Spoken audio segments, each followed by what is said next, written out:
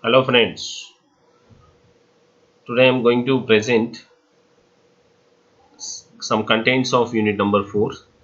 The topic is input output.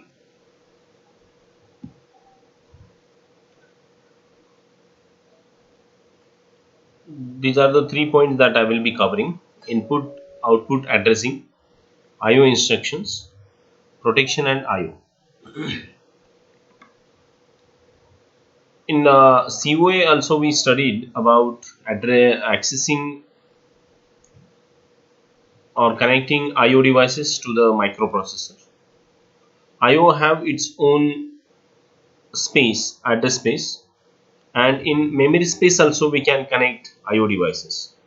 So there are two ways. One is connecting IO device in its own separate IO's address space, and in connecting IO devices in memory address space. So we call it as IO mapped IO for first case and memory mapped IO for second case. Whenever we talk about separate IO space, it is different. This space is totally different than the physical memory space. We have already studied about calculating memory space for any microprocessor by means of number of address lines, right? We can easily calculate how much is the physical memory space. Now if for our case pins available in the address bus are 32, so we can access up to 4 GB of physical memory space.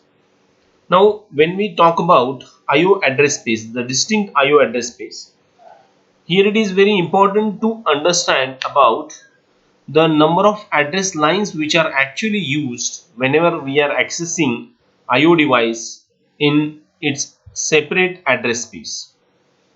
Now many times it happens like students are confused with these number of address lines. Are they same or are these address lines are different for IO device?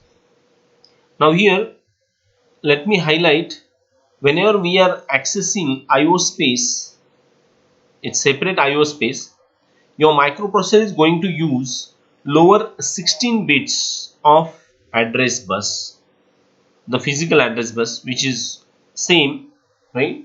So out of 32 pins, only lower 16 bits will be used while accessing the IO address in its separate space. So considering this, we can